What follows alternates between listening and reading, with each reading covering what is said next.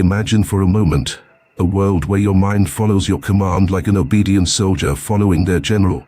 That's the art of self-discipline, a core principle of Stoicism, and today, we are going to dive into 16 Stoic techniques that will help you fortify your mental resilience and cultivate an unwavering sense of discipline. Before we thrust ourselves into these transformative techniques, I want to remind you, if you find value in today's exploration, to like this video, subscribe to our channel, and hit the bell notification so you never miss out on future insights. And as we embark on this journey, I'd love to hear your thoughts and experiences with Stoicism and discipline in the comments below. Now, let's build that unwavering fortress of discipline together. We start with the bedrock of Stoic discipline, understanding what is within our control and what is not. The Stoics teach us to focus our energy on our own actions, responses, and judgments, which are within our control, and to let go of what's not, like the weather, the stock market, or the actions of others. It's like being the captain of a ship. You can't control the wind, but you can adjust your sails. Technique 1 is called the Dichotomy of Control. Start your day by listing things you can control, and things you can control, and things you cannot. Then, throughout your day, remind yourself of this list when you face challenges. It will help you redirect your energy toward actionable solutions rather than wasting it on fruitless worries. Next up, the second technique is Premeditatio Malorum. This term translates to the premeditation of evils. Stoics use this technique to visualize potential obstacles and setbacks in advance. It's like a mental rehearsal where you imagine what could go wrong and plan how you'll handle it. This reduces fear and anxiety since you've already faced the situation in your mind and are prepared for it. Our third technique is the reserve clause. When you set out to do something, say to yourself, "I will do this, fate permitting." This means you're committing to your action but acknowledging that the outcome isn't entirely in your hands. It's a bit like telling a friend, "I'll see you at 6, traffic allowing." It's not a loophole for laziness, but a strategy for mental flexibility. The fourth technique is voluntary discomfort.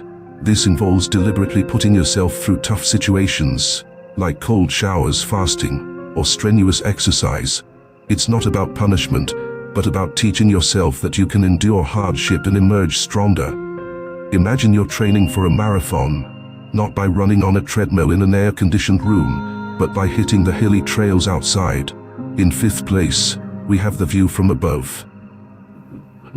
This technique involves imagining yourself from a distance, recognizing how small your problems are in the grand scheme of things. It's like looking at a cityscape from the top of a skyscraper. Everything that seems so big is suddenly tiny. Number 6 is about journaling. The Stoics were big on reflecting on their day, writing down what they did well and where they could improve. Think of it as a personal debrief. At the end of your day, ask yourself, did you act according to your values? Where did you fall short? How can you do better tomorrow? Practicing gratitude is our seventh technique. Stoics focus on appreciating what they have, rather than lamenting what they don't. It's the equivalent of savoring every bite of a simple meal, finding joy in the flavors, textures, and even the time spent preparing it. The eighth technique is Memento Mori, which means remember you must die. It's not morbid, but a way to remind yourself that time is finite and to focus on what's truly important. Imagine each day is a coin you can spend any way you like, but once spent, it's gone. Spend each coin wisely.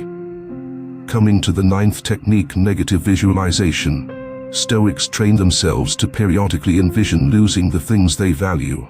Not to be pessimistic, but to appreciate them more and reduce the fear of loss.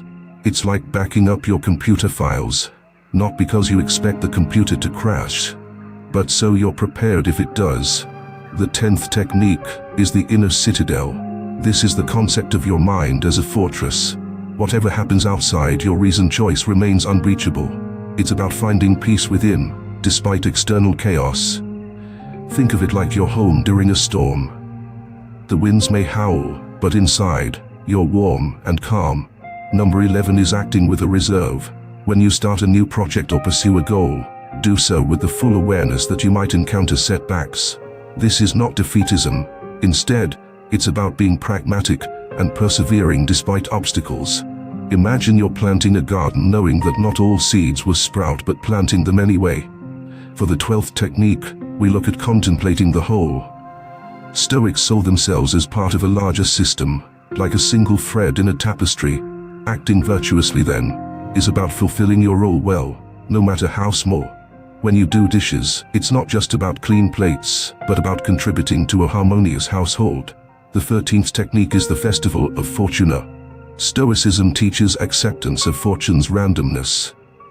Sometimes life can feel like a game of chance, and this technique is about embracing that uncertainty with grace.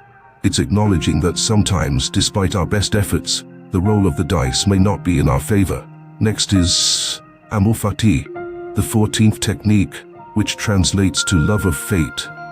It's about loving life in its entirety, the good and the hard parts. It's the difference between enduring a difficult period and embracing it as an opportunity for growth. Our 15th technique is building routine and habits. Stoics understood the power of habit. Create a daily routine that includes Stoic practices, and soon, they'll become second nature. Think of it like brushing your teeth. You do it without thinking because it's ingrained in your daily life. Finally, the 16th technique is reflection on impermanence. Recognize that everything is transient. By internalizing the impermanent nature of life, we can learn to value every moment and let go of attachment. Picture the changing of seasons. Each is beautiful in its time, but none lasts forever. In conclusion, these 16 Stoic techniques are not just philosophical theories. They are practical tools that can help you build an ironclad discipline. By incorporating these practices into your daily life, you will create a strong foundation for personal growth and tranquility. Remember, discipline is not about restriction, but about freedom from the whims and chaos of the undisciplined mind. It's about steering your own ship, even in the most tempestuous seas. So take these techniques, make them your own, and watch as the fortress of your discipline becomes unshakable.